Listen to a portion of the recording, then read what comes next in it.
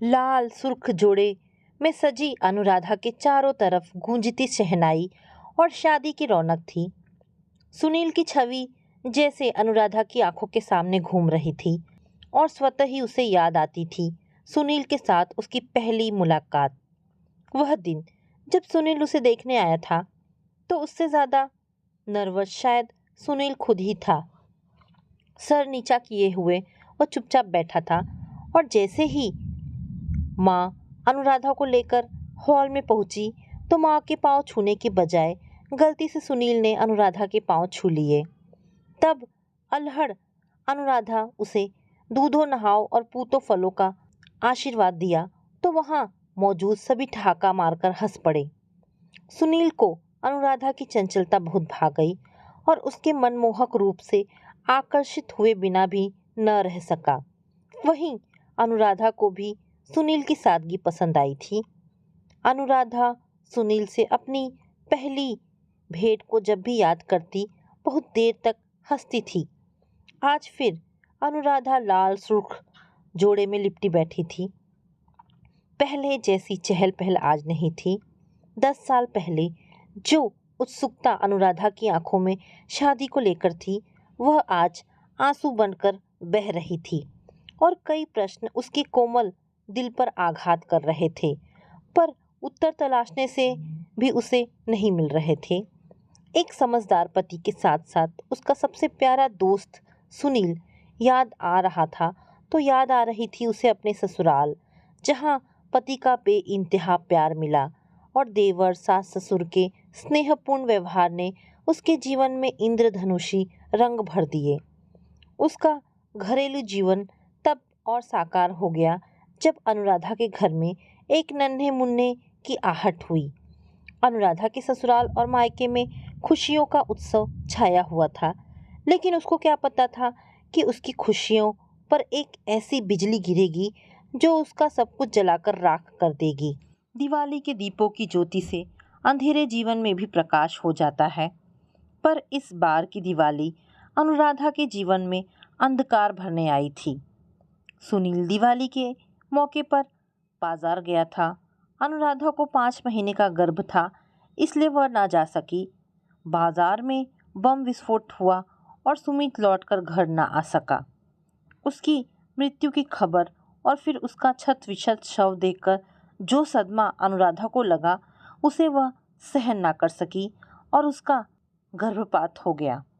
सुनील की यादें जहां अनुराधा के मुखमंडल पर खास छटा बिखेर देती थी, वहीं उसकी मृत्यु की कल्पना से भी अनुराधा सिहर उठती थी।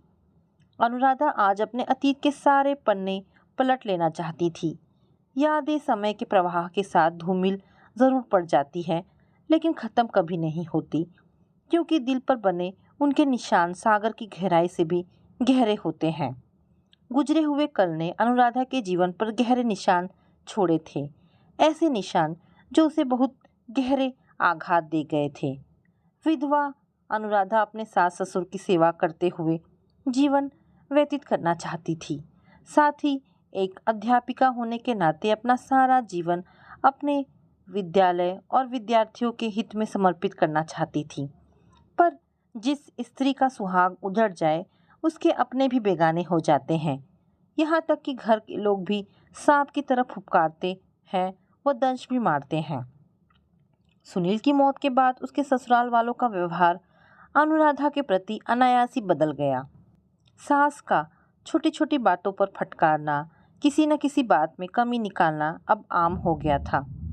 मगर जब देवर और ससुर की कामुक नजरें उसे कचोटने लगी तो उसकी सहन शक्ति खत्म हो गई। तब अपना सारा साहस जुटाकर अनुराधा अपने मायके चली आई। घर में माँ पिताजी के अलावा अनुराधा का एक छोटा भाई विनोद भी था। घर का सारा काम अनुराधा अकेले ही करती, माँ पिताजी का पूरा ख्याल रखती, स्कूल जाती, शाम को ट्यूशन पढ़ाती और विनोद की पढ़ाई में भी सहायता करती। इस तरह उसने अपनी दिनचर्या को पूरी तरह व्यस्त कर लिया था। देखते देखते 8 साल गुजर गए। विनोद अनुराधा के सहयोग की बदौलत आईटी प्रोफेशनल के रूप में अपना पैर जमा चुका था। उसके लिए अच्छे अच्छे रिश्ते आने लगे। माँ पिताजी ने अनुराधा की सलाह से एक सुंदर व सुशिक्षित लड़की निधि को देखकर विनोद का रिश्ता तय कर दिया। शादी भी खूब हंसी खुशी संपन्न हो गई। घर में एक नई बहू आ गई। विनोद की खुशियों में अनुराधा अपनी खुशियां तलाशना सीख गई थी। तभी मुंह दिखाई के समय निधि को अपना चंद्रहार देते वक्त उसने कहा था, निधि, तुम्हें इससे भी ज़्यादा सुंदर तोहफा तब दूंगी जब तुम हमें एक प्यारा सा विनोद जैसा भतीजा दोगी। घर के सारे छोटे बड़े निर्णय अनुराधा की सलाह से लिए जाते थे और विनोद भी अपनी दीदी के पूरे प्रभाव में था। इसीलिए निधि के मन में अनुराधा के प्रति ईर्ष्या घर कर गई। अब वह अनुराधा को नीचा दिखाने का कोई ना कोई अवसर ढूंढती रहती थी। हालांकि अनुराधा उसे अपनी छोटी बहन की तरह समझती थी और उसकी गलतियों को भी माफ़ कर देती थी। निधि माँ बनने वाली थी और कमजोरी के कारण डॉक्टर ने उसे पूरी तरह आराम की सलाह दी थी। इसलिए बाकी कामों के साथ साथ अनुराधा फिर से घर का सारा काम संभालने लगी। निधि की हर ज़रूरत का भी वह पूरा पूरा ख्याल रखती। उस दिन स्कूल से लौटने के बाद अनुराधा फ्रेश होकर दोपहर के खाने में जुट गई। विनोद भी घर पर ही था। सब टेबल पर खाना खाने के लिए बैठे ही थे कि निधि झल्ला उठी। खाने की थाली में से एक बाल निकल आने के कारण निधि गुस्से से लाल पीली होती हुए बोली, दीदी, अगर आपको कोई परेशानी है तो यूं ही कह दीजिए। वैसे भी हमारी औकात तो है ही कि हम एक नौकरानी रख लें। गुस्से में अनुराधा से यह कटु वचन बोलकर निधि विनोद की सहानुभूति बटोरने के लिए नाटक करती हुई धम्म से कुर्सी पर बैठ गई। विनोद ने निधि को संभालते हुए तैश में आकर कहा, दीदी, ज़रा ध्यान से खाना बनाया कीजिए। निधि को डॉक्टर ने जरा सा भी स्ट्रेस लेने से मना किया है। आपकी ऐसी हरकत की वजह से अगर हमारे बच्चे को कुछ हो गया तो। विनोद के ऐसे बर्ताव से निधि को बल मिल गया और फिर उसने अनुराधा पर अपने बच्चे को गिराने का आरोप जड़ते हुए कहा, आप तो जब से मैं इस घर में आई हूँ कुछ ना कुछ मेरे खिलाफ करती रहती हैं और आज जब मैं माँ बनने वाली हूँ तो जादू टोना करके हमारी होने वाली औलाद को मारना चाहती हैं। अरे शैतान भी एक बार खाए हुए नमक की लाज रख लेता होगा। और आप जिस घर में इतने वर्षों से रह रही हैं उसी घर की दीवारों की नींव को खोद देना चाहती हैं। अनुराधा ने जब खुद पर लगे आरोपों का विरोध करना चाहा तो विनोद ने उसे एक थप्पड़ जड़ दिया। यह चोट सबसे गहरी थी और सबसे ज़्यादा दुखदाई थी। माँ पिताजी का मूक दर्शक बने रहना। उस दिन एक विधवा की वेदना को अनुराधा पूरी तरह समझ गई थी। अनुराधा ने गुस्से में आकर अकेले ही कहीं और घर लेकर रहने का फैसला किया। पर इतने बड़े शहर में एक औरत का अकेले रहना कहाँ तक सुरक्षित है, ये सोचकर माँ पिताजी ने उसे रोक लिया। निधि अनुराधा को परिवार वालों की नज़रों में गिराना ही नहीं बल्कि उसे घर से निकलवाना भी चाहती थी। पर अपनी उम्मीदों पर पानी फिरता देख मौका पाकर उसने माँ पिताजी के मन में अनुराधा की दूसरी शादी का विचार डाल दिया। माँ पिताजी अनुराधा के लिए किसी सही वर की तलाश में थे तो निधि ने एक लड़के का नाम भी उन्हें सुझाया। उसकी बातों में आकर घर वालों ने विधवा अनुराधा का रिश्ता तय कर दिया। अनुराधा यह तो जान ही चुकी थी कि एक स्त्री का अस्तित्व उसके पति की मृत्यु के साथ ही खत्म हो जाता है और एक सादे समारोह में अनुराधा की दूसरी शादी संपन्न हो गई। अनुराधा अपने अतीत में खोई हुई थी कि तभी माँ ने उसे झकझोरा और कहा, अनुराधा बेटी, तुम्हारी विदाई का समय हो गया है। आज अनुराधा अमर की दूसरी पत्नी बनकर उसके घर जा रही थी। उसकी आंखों से आंसुओं का सागर उमड़ रहा था, लेकिन इन आंसुओं का औचित्य समझ पाना उसके बस की बात नहीं थी। यह आंसू अपने उस घर से विदाई के थे जहाँ से वह 10 साल पहले ही विदा की जा चुकी थी। या एक विधवा की बदकिस्मती के अनुराधा स्वयं ही नहीं जानती थी। अनुराधा अब तक अमर से नहीं मिली थी। उसे केवल इतना बताया गया था कि अमर पेशे से एक सरकारी वकील हैं उनकी पहली पत्नी की मृत्यु कुछ समय पहले हुई थी और अमर की 2 बेटियां हैं, पिंकी और रिंकी। पिंकी जो कि 8 वर्ष की है और रिंकी 5 वर्ष की है। घर में अमर और बच्चियों के अलावा उसके सास ससुर भी हैं। अनुराधा इस शादी से खुश नहीं थी, पर विदाई के बाद ससुराल पहुंचते ही जब रिंकी और पिंकी ने उसे नई मम्मी कहकर पुकारा तो वह गदगद हो गई। मातृत्व क्या होता है, उसे यह खुशी नसीब नहीं हुई थी, मगर पिंकी और रिंकी के एक छोटे से उच्चारण ने उसके भीतर दबी हुई ममता को जागृत कर दिया। उसके सास ससुर का व्यवहार बेहद ही स्नेह भरा और विनम्र था। अमर से अब तक उसकी मुलाकात नहीं हुई थी। अनुराधा कमरे में काफ़ी देर तक उनका इंतज़ार करती रही और प्रतीक्षा करते करते कब उसकी आंख लग गई उसे पता ही नहीं चला। शायद अमर ने उसे जगाना भी ठीक नहीं समझा। अनुराधा में नई नवेली दुल्हन जैसे नाज नखरे नहीं थे, इसलिए शादी के अगले दिन से ही घर का सारा काम काज उसने अपने हाथों में ले लिया। सुबह जल्दी उठकर अपना पूजा पाठ समाप्त करके सबसे पहले वो अपने सास ससुर को चाय बनाकर देती, फिर नाश्ता तैयार करती, अमर को कोट और बच्चों को स्कूल भेजकर वह अपने विद्यालय जाती। दोपहर को विद्यालय से आते ही बच्चियां उसे घेर लेती।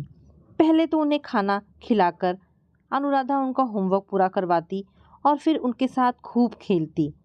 अब पिंकी और रिंकी उसे नई मम्मी के बजाय मम्मी कहकर पुकारने लगे थे। बच्चियों के साथ अनुराधा ने अपने सास ससुर का भी दिल जीत लिया था। अमर देर रात घर आते तब तक अनुराधा सो चुकी होती थी। अमर के साथ अनुराधा की जो बातें होती वे केवल औपचारिकता भर ही थी। शादी को दिन ही नहीं महीने बीत गए थे, पर जीवन साथी के रूप में दोनों को एक दूसरे के विचार जानने का अवसर ही नहीं मिला था। अमर का व्यवहार घर वालों के प्रति बहुत ही असहज था, मानो वह घर पर कम रहता था, मगर जितनी देर रहता उतनी देर भी ना अपने बच्चियों से और ना ही अपने माँ पिताजी से वह खुलकर बातें करता था। अनुराधा ने उन सबके बीच एक अजीब सी दूरी का अनुभव किया और वह शंकित हो गई। वह सास ससुर से सीधे कुछ भी कहना नहीं चाहती थी, मगर अमर से कहना भी ठीक नहीं था। एक दिन अनुराधा घर पर ही थी और बच्चियां अमर के साथ कहीं गई थीं। अनुराधा ने मौका पाकर अपनी माँ जी से पूछ ही लिया, माँ जी, मैं जब से इस घर में आई हूँ उन्होंने कभी मुझसे बात नहीं की और मुझे उनका बर्ताव भी बहुत अजीब लगता है। मुझे कहना तो नहीं चाहिए, मगर लगता है कि आप लोगों के बीच कोई परेशानी है। अनुराधा की बात काटते हुए माँ जी बोली, बेटा अमर इस शादी से। अनुराधा चौंक पड़ी। खुश नहीं है क्या? देखो बेटा, निधि और विनोद को हमने पहले ही बता दिया था कि अमर ना तो तुमसे शादी करना चाहता है और ना ही वह तुम्हें पत्नी के रूप में स्वीकार कर पाएगा। अमर खुद को तुम्हारा अपराधी समझता है, माँ जी ने जवाब दिया। ससुर जी ने अपनी चुप्पी तोड़ते हुए कहा, बहू तुम जानती हो कि हमारी बहू स्मिता की मृत्यु एक कार एक्सीडेंट में हुई थी। उसमें अमर भी बुरी तरह से घायल हो गया था। उसका काफ़ी खून बह चुका था। ऑपरेशन के समय उसे खून चढ़ाया गया और यही अमर की बदकिस्मती थी। मगर पिताजी, उस ऑपरेशन से हमारे रिश्ते का क्या संबंध? अनुराधा अभी भी सकते में थी। अमर के ऑपरेशन से कुछ समय बाद उसे पता चला कि जो खून उसे चढ़ाया गया है वह HIV पॉजिटिव था। कहते कहते ससुर जी का गला रुंध गया। अनुराधा खुद को ठगा महसूस कर रही थी। वह निधि को दोष नहीं दे सकती थी, मगर जो विश्वासघात भाई होकर विनोद ने उसके साथ किया, उससे वह सोचने को मजबूर हो गई थी कि क्या विधवा पुनर्विवाह का औचित्य यही है कि उसका प्रयोग केवल अपने स्वार्थ को पूरा करने के लिए किया जाता है। आज वह एक सधवा होकर भी खुद को विधवा ही महसूस कर रही थी। पिताजी ने अनुराधा के सिर पर प्रेम से हाथ फेरते हुए कहना शुरू किया, अमर के CD4 सेल्स का स्तर अब धीरे धीरे कम होने लगा है। हम वृद्ध हो चुके हैं। अमर को कुछ हो गया तो हम बूढ़े तो वैसे ही ख़त्म हो जाएंगे। हमने सोचा कि हमारे बाद इन फूल सी बच्चियों को कौन संभालेगा, क्या होगा इनका। यही सोचकर हमने अमर का विवाह जबरन तुम्हारे साथ करवाया, ताकि इनकी बच्चियों को संभालने वाला कोई तो हो। इतना कहकर पिताजी कमरे से बाहर निकल गए। अपने को संभालते हुए माँ जी बोली, बेटी, तुम्हें लग रहा होगा कि हम लोगों ने अपने निजी स्वार्थ के लिए तुम्हारा जीवन बर्बाद कर दिया। फैसला अब तुम्हें ही लेना है। हो सके तो हमें माफ़ कर देना। अनुराधा निरुत्तर खड़ी वहाँ से भाग निकलना चाहती थी और जाकर विनोद, माँ व पिताजी से पूछना चाहती थी कि क्या विधवा होना उसका कसूर है। आज वह दो राह पर खड़ी थी। तभी पिंकी और रिंकी स्कूल से आते ही उससे लिपट गई और अपने स्कूल की दिनचर्या बता बताकर उसकी गोद में झूलने लगी। बच्चियों का स्पर्श पाते ही अनुराधा की मानो सारी उलझनें सुलझ गई थी। उसकी नियति लिखी जा चुकी थी। वह अमर के समर्पण, माँ पिताजी के प्रेम और अपने मातृत्व के सामने नतमस्तक हो गई। फिर पिंकी और रिंकी ने अनुराधा के आंसू पोंछे और उससे लिपट गईं। आज सब कुछ खोकर भी अनुराधा ने मातृत्व का अमृत पा लिया था। उसे अपना आज और आने वाला कल साफ नजर आने लगा था। तो दोस्तों, ये छोटी सी कहानी यहाँ पर समाप्त होती है। आशा करती हूँ कहानी आपको पसंद आई होगी। अगर कहानी पसंद आई है तो प्लीज़ इसे लाइक एंड शेयर करें।